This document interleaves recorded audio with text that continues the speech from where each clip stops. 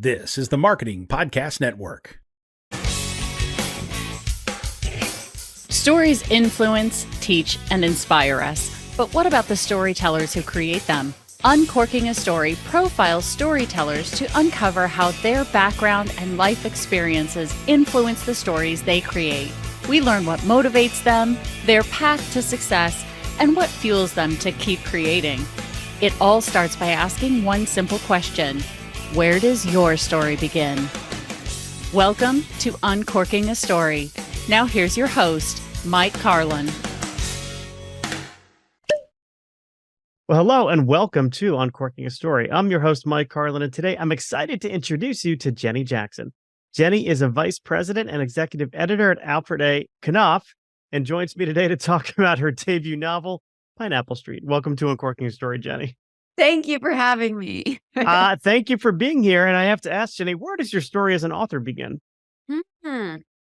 Interestingly, my story as an author begins with a dream deferred. So I did want to be a writer growing up, and I studied creative writing in high school and in college, and I felt like that was my future. And then I graduated and realized that I, unlike my characters, did not have a trust fund.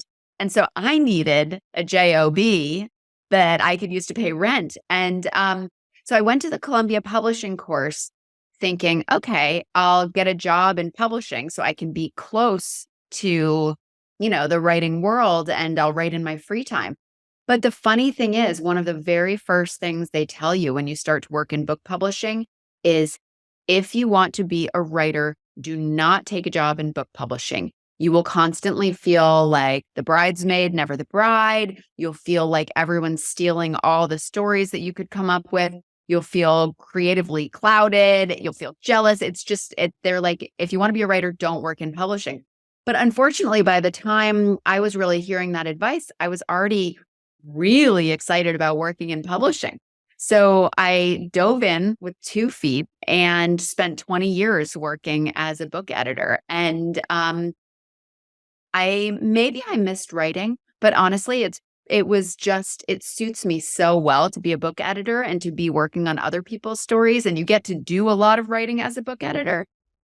But then something weird happened over COVID where I felt so lonely, and I wasn't going into the office, and I missed seeing writers. I missed going to lunch with writers. I missed my colleagues, and I had just all these things to say that I wasn't getting to say, and I rediscovered writing. So it's I don't know, it's not quite a backward story. It's sort of a U-shaped story, right? It starts with writing, goes to editing, comes back to writing. So that's kind of where my journey wandered. Well, needing that notorious JOB, that puts a lot of that puts a lot of people off of writing. I know a lot of people who dreamt to be writers growing up, and then they get to college, maybe they major in English, and then somebody in their life does something kind of wicked and tells them, "Hey, don't pursue that as a dream. You need to do something very practical. So go to law school." And then subsequently, I interview a lot of lawyers on this show who have then come to have written books. But just going back to your younger years when you were in high school, you said you studied creative writing. And I think that's awesome that your high school had a creative writing, course. Mine did not. I went to a very small high school. But do you remember what some of your early stories were? Or do you have a teacher that really inspired you to pursue that? Yes. And this is the weirdest coincidence on the planet. But so my high school writing teacher's name was Charlotte Gordon. And Charlotte is a writer.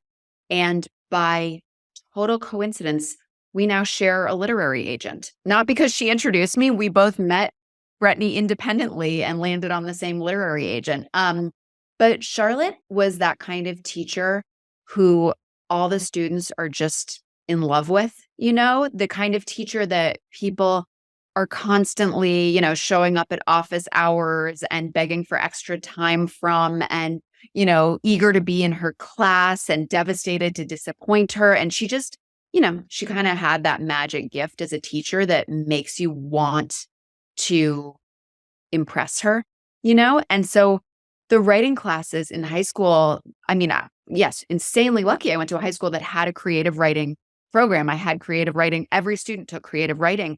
And we really did basically like an MFA workshop style creative writing course, even, from age 13 on. And in some ways, it's ridiculous to do with high school students because those creative writing classes, as I think a lot of us have inferred from like popular media depictions of the MFA thing, they can be fabulously catty and they can be really personal. And, you're sharing, especially in high school, you're sharing things that are so personal because honestly, your experience of the world is like fairly limited. And so it's like it ends up being sort of therapy and sort of this intense social experiment, but also we wrote a lot. And, I ended up, for my college applications, I ended up using a short story instead of writing an essay because I was like, I don't really know how to write an essay, but I do know how to write a story. So I have to ask, where was this high school? Because if there is such a thing as reincarnation, I need to come back and go to this high school. It is a very unusual place. It's called the Waring School. It's in Beverly, Massachusetts. It's a tiny little school founded by a French couple, and it's a bilingual school. We spoke French and English. We raised goats and chickens. Our athletic department was pathetic. I am 5'3" and I was the captain of the basketball team, if that tells you anything about what level of athleticism there was on display. The other sports you could take were fencing or Zen and the Art of Foursquare. It was a deeply quirky place full of kids who were interested in the arts. We had a lot of like music prodigies, a lot of kids who went on to art school. It was, like the fame school, but with goats and chickens. That's awesome. And I think that could be like the elevator pitch for another novel. That Truly, takes but I don't place. think mentally I could go back there. But yes, I would like someone to write it. Well, it doesn't have to be your novel. I Yeah, mean, somebody else yeah. listening could write this, kind of farm-based, fame. Where they're feeding the chickens. Next thing you know, they're busting out and dance. I mean, Exactly. Yes. it could happen. Did you have to kill the chickens? We did not have to kill the chickens. We just fed them. There were bees, however, which were a little touchy. So I had this French teacher in high school, Mr. Boursier, who was a former member of a religious community. So he was like a brother somewhere, I think in Texas. And he would tell this story. And if we ever wanted to get out of learning French, which, I can't speak French to this day. You probably have a better grasp of Francais. Lost a lot. The only Francais I know is chicken Francais. But he would tell us this story about, being like a monk and they raised chickens, but they had to kill the chickens. And that was their food. And if we ever wanted to get out of learning French, we would say, Mr. Boursier, tell us about the chickens. And then he would just go off. He would go off and talking about, the chickens and subsequently the woman he met at one point in time. Wow. Do you think he was like great. permanently scarred by this experience? I don't know, but I wouldn't want to cross him. No. If you could kill a chicken like Yellow Jackets, Yes. if you could kill a small animal like that, you could progress your way up to like a snarky high school student without a problem.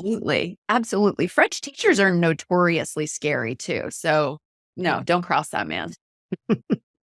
Well, what can you tell us about Pineapple Street? Maybe we should talk about the book. Oh, there is zero chickens. Zero chickens were harmed in the making of Pineapple Street. It really grew out of my fascination with money, with Brooklyn Heights, and with family. It's a story about three sisters, two related by blood, one related by marriage, in this same family, the Stocktons, and they live in Brooklyn Heights, and it's about their various complicated relationships with each other and with money. It's an old money family. A middle-class girl has married into their midst, and she is trying to make sense of their wild ways. And it's a satire. It's a comic novel. I laughed a lot writing it. That's good. Well, that must have been therapeutic for you, particularly if you were writing it during the pandemic, which it sounds like you may have been. I was, I feel like I just sat down and made an overt effort to write something escapist and joyful.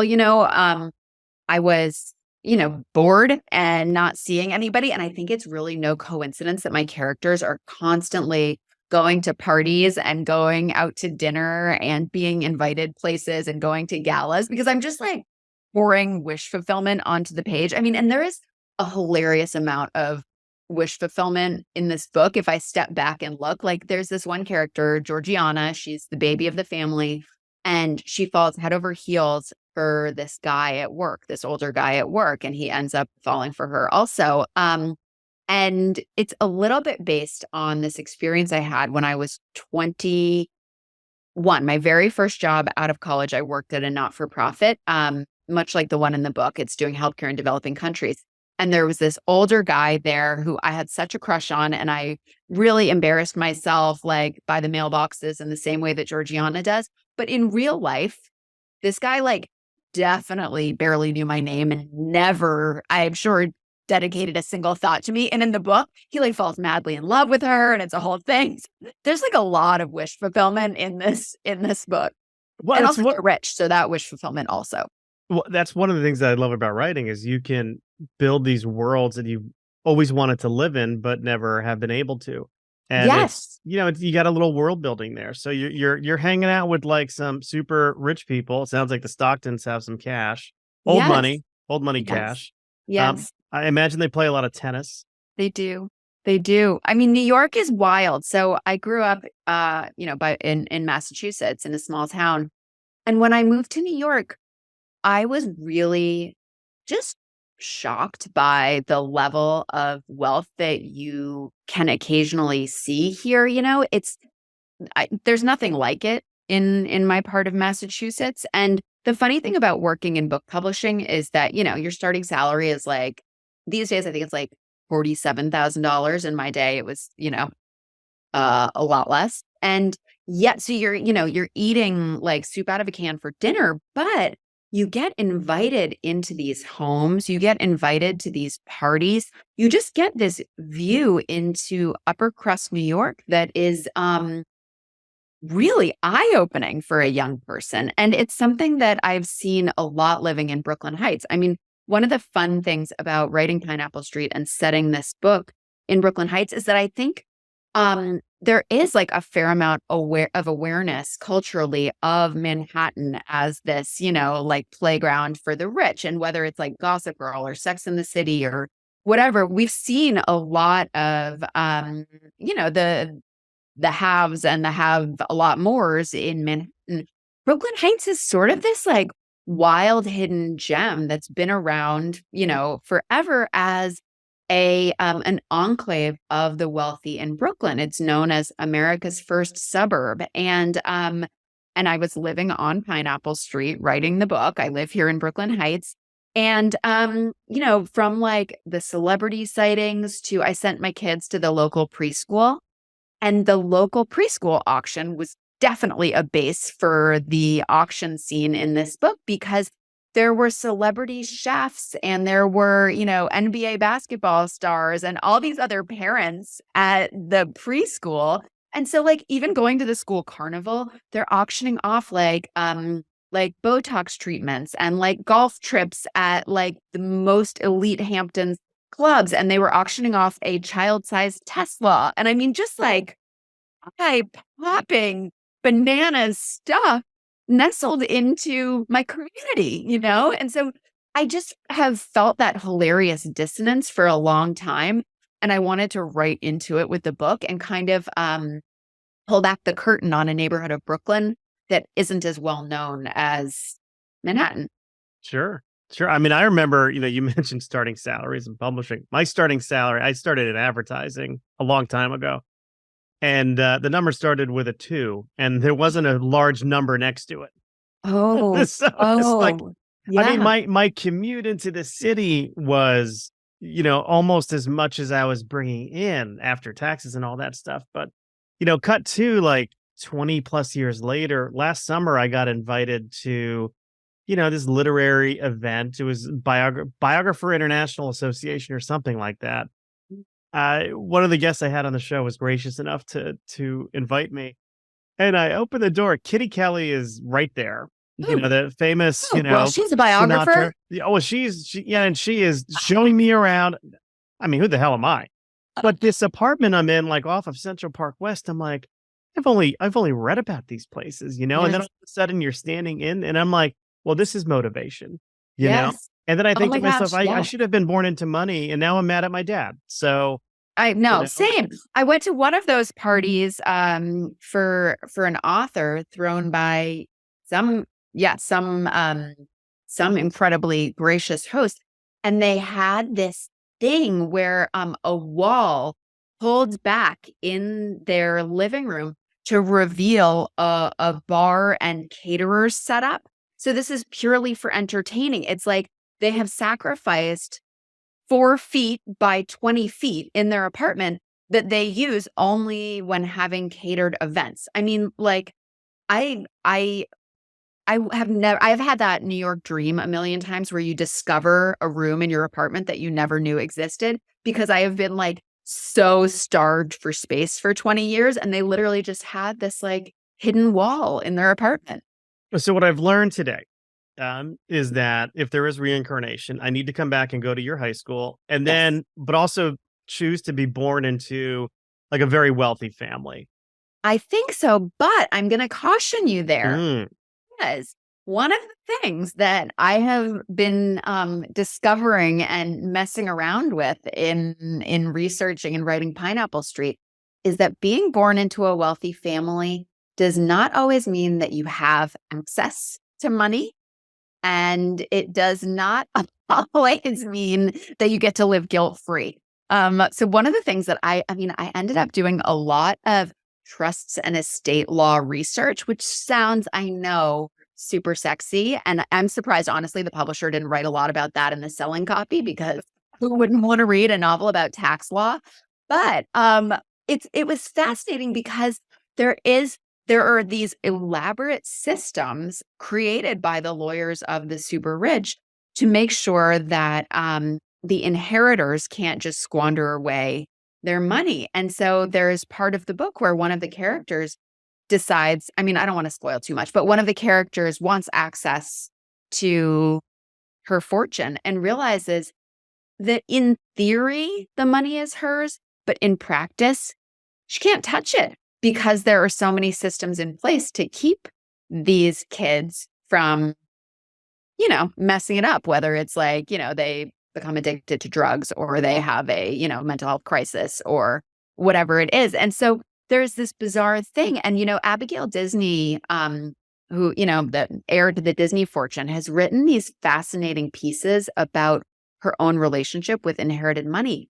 And she talks about the way in which you are sort of like a steward of the money, but it is not meant for you. You're meant to protect your generational wealth and just pass it on to future generations. And you do that if you are, a Disney or a Bush or, whatever, a Mortimer. You marry somebody else rich so that it doesn't dilute the pot.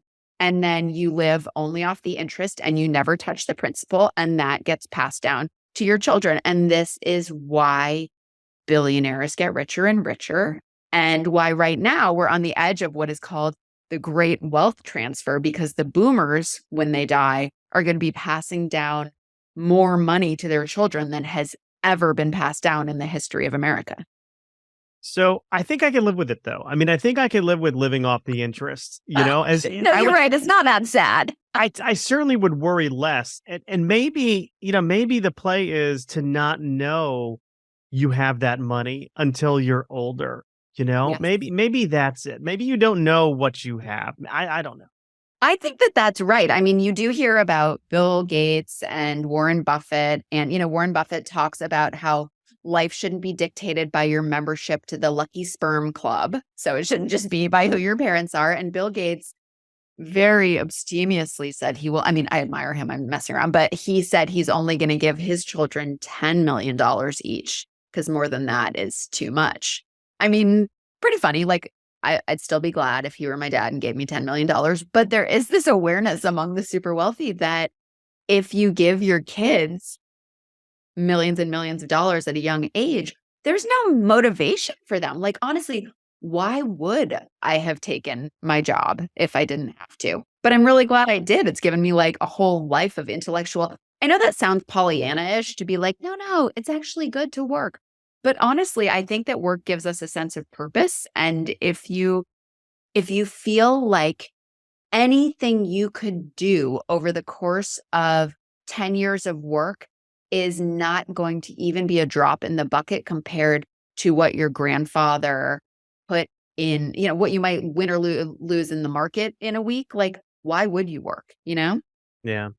You mentioned at the beginning, writing was a dream deferred. I'm curious, do you think you could have written a novel, that has gotten this much acclaim? And of course, your book has gotten a lot of acclaim. Could you have written this novel 20 years ago, or did you need that time in order to write, something, that hit this big?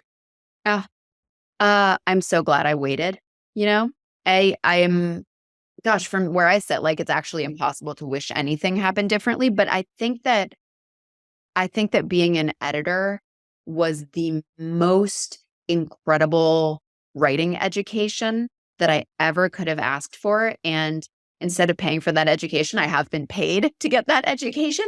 But I learned an incredible amount from the writers that I work with. And I can pinpoint exactly who I learned what from, but I have I work very closely with Kevin Kwan, who wrote the Crazy Rich Asians books. And Kevin does this thing where he puts a Post-it note above his desk that he has written the word joy on. And it's a reminder that with every scene, he wants to infuse his book and the reader with joy. And I did that was my exact goal also. And I kept that at the front of my mind. Kevin also does this magical thing where he takes a place in his work and he just pumps up the volume on it. If you went to Singapore, if you went to Shanghai, if you went to Hong Kong, if you went to any of the incredible places that he writes about in his books, to be honest, you might be a little bit confused because Kevin has skimmed the cream off the top and served the cream. And so you don't really realize that the real place, while wonderful, Kevin is giving you a fluffier, creamier version of that place. And I did that with Brooklyn Heights too. I just jacked up the volume on the place. I didn't reveal that actually every Tuesday, the local grocery store is just full of very normal old people using their senior citizen discounts. I'm like, that's not sexy. That's not going in the book, So I learned all that from Kevin. I work really closely with Chris Bajalian, who wrote The Flight Attendant and has had all these huge bestsellers. And I still don't understand how Chris does this because Chris, he hammers out a bestseller every year and a half. I'm like, oh, well, it only took me 20 years to, come out with a book, but every year and a half from Chris. And he has given me some of the best advice ever. He said every single one of his 25 books has tried to kill itself at some point.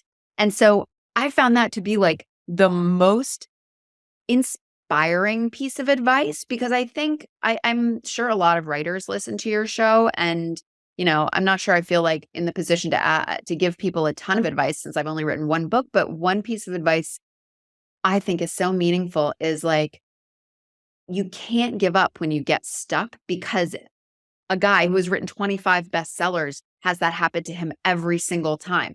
You will get stuck and it's fine to put it down for a while. And, Julia Glass wrote half of 3 Junes, put it down for 10 years, picked it up, finished it, and won the National Book Award. It doesn't necessarily mean you need to pick it up next week, but I think there is so much temptation when you get stuck to drop it and move on. But pick it back up, go take another look. Everything tries to kill itself. Pick it back up. So I learned that from Chris. Anyway, I could go on, but I just feel like I've learned these incredibly valuable lessons from J. Courtney Sullivan, who wrote Maine and Friends and Strangers. She taught me how to write rotating point of view. That's something I do in Pineapple Street. You're going from close person, third point of view in rotating chapters. And I've come up with the term, and maybe I stole this from someone, the lazy Susan approach to narration, where it's just like, oh, and now this person and now that person. But I learned that from Courtney. And so I feel like, no way in hell could I have written this 20 years ago, because I had to learn so much from my writers. Yeah. I mean, it sounds like what started with, who was it? Charlotte, back Yes. in high school, right? She starts it, and then all of these writers you've had the honor and joy and privilege to work with, taught you other things along the way. And then boom, here we have Pineapple Yeah. Street. So What's so interesting also is that when you look through acknowledgments in the back of different writers' books, yeah, you see their editor, you see their friends, you see their parents, whatever. You oftentimes see another writer's name and you're like, how are they connected? And it's been fascinating to realize how many writers read for each other and give each other notes. And I've just started to be invited by writers who I don't work with professionally to start sharing.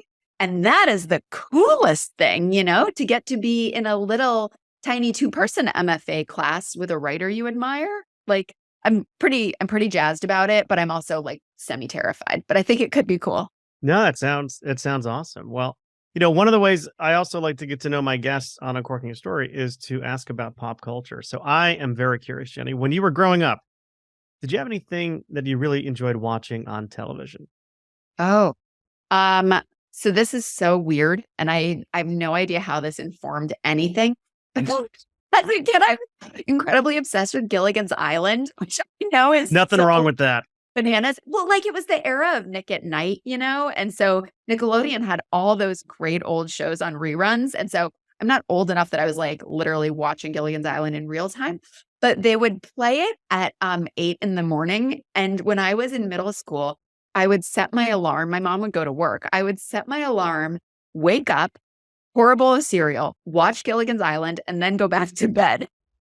That's like, that was my happy place. I think I loved in a weird way. Gilligan's Island is like a locked room mystery without the mystery. You just have this tiny cast of characters, and every single time it's like the episode has to rotate in this tiny group in this one setting. And there's something like kind of wonderful about that. It's kind of a simple show in many ways, but thinking about it through the lens of, again, now somebody who's not watching it on Nick at Night, somebody who's older. I mean, if the professor can make a radio out of coconuts, Yeah. right? Why Yeah. not fix the boat? Like, why can't we fix the boat? Really can't- make a good point here. And then, the other problem I have with it, there were certain episodes where like these native islanders would like come through and they were like cannibals, right? And like, how come they never feasted off of, Lovey and Thurston Howell III? I mean, you figured they'd be my the first two God. to go because they were a little bit of the older side. I can't believe you're reminding me of this, because now I feel like I'm way too afraid to ever watch it again, because that's wildly offensive. And obviously I didn't absolutely. clock that in 1993. I also think there's like the hilarious like Ginger and Marianne thing, which is really just a Betty and Veronica reboot, which I think is one of the like classic tropes of like my formative years. Oh, there are two kinds of women you can be, you're either a Marianne or a Ginger, or you're a Betty or a Veronica. And like, obviously that's like very gross and painful now. And yet loved it. Or a Betty or a Wilma Flintstone. I mean, Oh my gosh, same again. there you Yeah. go. There you go. How about music growing up? What'd you like to listen to? Well, this is awkward, but when I was a kid, I was a big music snob, and B, didn't really like female musicians. I thought I was so cool because I listened to like male indie rock bands. Like Pavement was my favorite band. And I was like, ew, I don't like Ani. Ew, I don't like the Indigo Girls. And then I went to college and I was like, oh no, wait, actually I'm obsessed with the Indigo Girls. And They're I great. got the chip off my shoulder. But I went through that high school phase where I only read like Russell Banks and Paul Auster and like all the guys, and I listened to all the guys, and which is just hilarious now because I think 80% of the list I publish is women. What about things you've learned about yourself as an author? What have you learned about yourself kind of going through this? I mean, obviously you've worked with many authors as they're going through their writing journeys. How about going through your own writing journey? What did you learn about yourself? I think that the thing you can't know until you're in it is how you're going to draw your lines as a fiction writer between which stories you are allowed to tell and which you might hurt the feelings of people around you or tell a secret that isn't yours or betray someone through fiction. And I wrote something before Pineapple Street that I can't publish because it shares too many other people's secrets. And I wrote it just for myself, but realizing that I couldn't made me write Pineapple Street with an absolute clear eye about how, as a writer at this point in my life, I'm not willing to damage my personal relationships for my writing. I don't think that'll always be true, and I don't think by any means that everybody else should abide by that rule, but that was an interesting thing for me to learn about myself, that my personal relationships with my family and my friends and my loved ones comes first, and that I can't write anything that exposes anybody I love. Yeah. Yeah, but you probably had to get that out of your system first. I had to. And once everybody's dead, like when I'm in my 90s or when I don't care anymore, I'm just going to publish it. So watch this space in 50 years because I got a bomb to set off. Just kidding. I'll have you back on in 50 years and we can talk about it if there's any remote chance we remembered this conversation when we're that old. But right. What about, do you have a favorite place to read? Yes. I actually really like to read on the Brooklyn Heights Promenade. Because first of all, it's a little bit of a see and be seen. So the Brooklyn Heights Promenade is this gorgeous park that overlooks the bluff down from Brooklyn Heights across the East River to Manhattan. And it's like this neighborhood spot. There are benches under trees. All the most fabulous mansions in Brooklyn Heights are along there looking out over the river. And the people in my neighborhood are constantly walking up and down the promenade. Plus, tourists have to come and check the promenade. And then there are these amazing old people in my neighborhood who make it their daily exercise to walk up and down the promenade. So it's a great place to read because A, you get to be seen there reading your book, which always is, I don't know, it's like the ultimate status thing. Like, I'm reading this book here on the promenade. B, you get to do a little people watching between chapters. And C, you're sitting in one of the most beautiful places in New York with your book. There you go. What about favorite place to write? Mm-hmm. This is a disaster. I just don't have an office where I have good writing vibes. I'm sitting right now in my husband's office, but I don't write in here, and I feel like I don't know. It's not my writing vibes. So I write at the dining room table, which is a disaster because I have two small children who are constantly coming up and trying to talk about Pokemon while I'm writing. It's deadly. We call it the P word in our house because I do not want to hear about Pokemon. I write on the closed toilet lid in the bathroom while my kids are in the bath. I write on my phone in the car. I write on my phone in the subway. I occasionally write at a table in the library. But honestly, it's a mess. No professional writer does this. I am a mess. I need a place to write, but I don't know what it's going to be. Last up, and this is always the probably one of the more challenging questions I ask, which is if you could go back in time, I call this the letter to me or Dear Younger Me. If you could write a Dear Younger Me letter to your younger self, maybe it was that person, feeding the chickens and playing basketball at 5'3". What would you tell your younger self? What kind of words of advice would you give your younger self?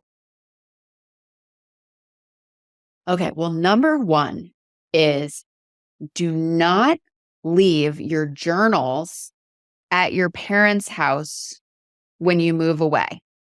Because I had years worth of journals that I left at my parents' house. Obviously, my mother read them. And that's mostly fine. But then my parents' house got hit by lightning. They had a fire and the journals are gone. And I don't know how much in them, I'm sure it was mostly me talking about who I had a crush on or something mortifying. But I wish I still had those. The second is to keep going with the journals, but really be better about holding on to my writing because I don't even know where half this stuff is. And since I wasn't taking myself seriously as a writer, I've been like an awful archiver of my own work. So I wish I could tell myself to like have the respect for your work to keep track of it after you write it. And then the other piece is like the thing every writer knows, but I probably didn't know when I was younger, which is it's all material. So like somebody breaks your heart. So someone treats you like garbage. So you spend a summer in France, super lonely and hungry. Like it's all material. It's going to work its way into something. So like, suck it up. Right. It's kind of along the lines of like everything happens for a reason, which I can't stand when people say that to me, because it's usually when something really shitty has happened. Yeah. Or someone breaks your heart or something. Yeah. But you're right. I mean, you can lean into that and you can learn from it and use it at some point in time. Exactly. It's all a story. And then best of all, if someone treats you really shabbily, you put them in a book and they won't ever come after you because they won't want to admit that it was them. Ha ha ha. Wicked laugh. The writer's revenge. Totally. It's all we got. So, Jenny Jackson, this has been a fun conversation. Pineapple Street, I imagine, is available wherever books are sold, but you can tell me otherwise. It is. All right. And Jenny, do you have a website, social media handles you want to share if people want to reach out and follow you? Yeah, the best place to find me is at Jenny Jackson Pineapple on Instagram. And I read my DMs and I would love to hear from you. There you go. So slide into those DMs. Jenny, thank you for stopping by Uncorking a Story and letting me uncork yours. Thank you.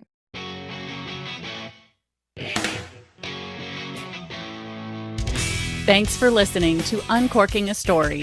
If you'd like more information about today's guest or to find out more about Mike, go to uncorkingastory.com.